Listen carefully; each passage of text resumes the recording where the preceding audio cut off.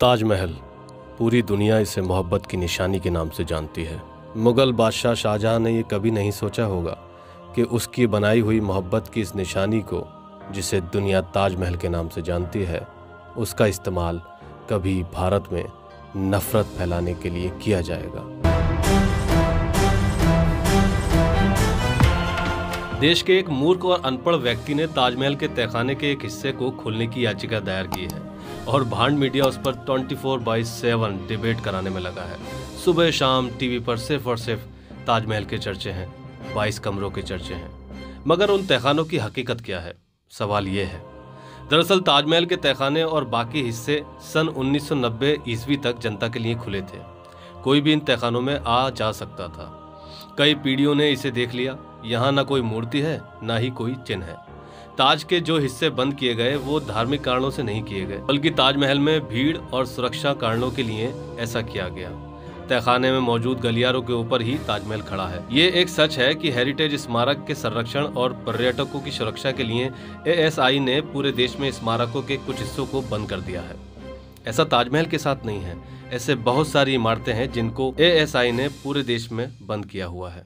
यही नहीं, भारतीय पुरातत्व सर्वेक्षण ASI और देश के नामी ग्रामी संस्थानों के लिए ये तहखाना कई बार खुला है और ताजमहल की मजबूती परखने के लिए समय समय पर तहखाने में जाकर उन गलियारों का सर्वे किया गया है जो 3 मीटर तक चौड़ी दीवारों के रूप में बनाए गए हैं। ASI ने 16 साल पहले तहखानों का संरक्षण कराया था, लेकिन इसकी मजबूती परखने के लिए national geographic research institute of Roorkee विश्वविद्यालय ने वर्ष 1993 में भी एक सर्वे कराया था, जिसमें ताजमहल के तहखानों की दीवारें 3 मीटर मोटी पाई गई हैं और मुख्य गुंबद पर असली कब्रों के नीचे का हिस्सा ठोस बताया गया है। सर्वे में यह भी बताया गया है कि जो मेन गुंबद है उसमें असली कब्रों के नीचे का हिस्सा खाली नहीं है, बल्कि जमीन है।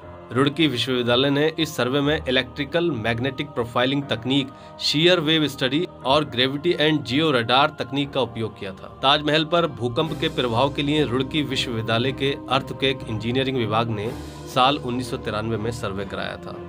प्रोजेक्ट नंबर P553A की रिपोर्ट जुलाई 1993 में जारी की गई। भविष्य के भूकंप की स्थिति में ताजमहल को नुकसान होने की स्थिति के लिए ये सर्वे किया गया था।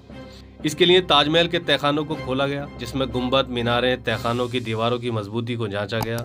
तब नींव में कोई स्ट्रक्चर नहीं पाया गया, अर्थात 22 क्या एक भी कमरा नहीं है। नेशनल जियोग्राफिकल रिसर्च इंस्टीट्यूट ने मेहताब बाग और ताजमहल का एक साथ सर्वे किया, जिसमें मैग्नेटिक प्रोफाइलिंग तकनीक के इस्तेमाल से पता चला कि ताजमहल और मेहताब बाग के जो हिस्से जानकारी में हैं, उनके अलावा फाउंडेशन के कुओं पर बोर होल ड्रिल 9.50 मीटर गहराई तक किए गए। रिफ्लेक्शन सिस्मिक जांच में ताजमहल की नींव में 90 मीटर तक सख्त चट्टानें पाई गई। ताजमहल और मेहताब बाग की नींव की गहराई नदी किनारे 13 मीटर तक पाई गई। चमेली फर्श के नीचे नदी किनारे की ओर 3 मीटर तक चौड़ी दीवारें मिली। पद्मश्री से सम्मानित और आगरा सर्किल के अधीक्षण पुरातत्वविद रहे के मोहम्मद के अनुसार तो ताजमहल के तहखाने ASI के लिए हमेशा से खुले ही हैं।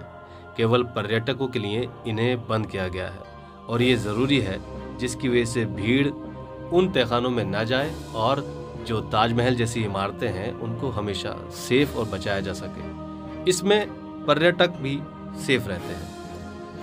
ASI इन तहखानों में जाकर उनकी देखभाल और संरक्षण करती रहती है।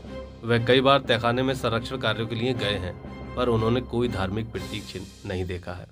कहने का मतलब साफ है कि देश में जो हवा बनाई जा रही है उसका कोई मतलब नहीं है। उसका बस इतना ही मतलब है कि आप महंगाई की बात न करें, रोजगार की बात न करें, आप करेंसी की बात न करें, GDP की बात न करें, महंगाई दर कितनी ऊपर है कितनी नीचे है उसकी बात न करें, अडानी अंबानी को क्या बेचा गया है उसकी बात न करें, क्या रिसोर्सेज भारत में बेचे जा रहे हैं उसकी बात न करें।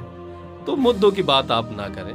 अगर मुद्दों की बात करनी है तो बस ये ज़रूरी है कि ताजमहल, कुतुब मीनार, हिंदू, मुस्लिम या और भी जो सांप्रदायिक बातें हैं उस पर आप लगातार चर्चा करते रहें। इसीलिए इलाहाबाद हाई कोर्ट ने भी याचिकाकर्ता पर यह टिप्पणी की है कि जाकर पहले पढ़ाई करो, MA करो, रिसर्च करो।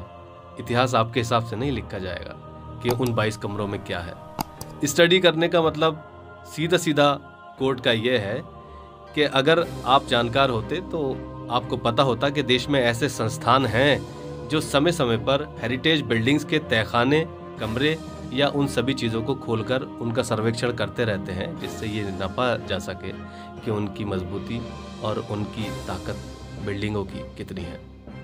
तो बना रहिए फैक्टम पर। वीडियो पसंद आया हो तो शेयर ज़रूर कीजिए, क्योंकि मुद्दों की बात करने में हर किसी में दम नहीं है। जय हिंद।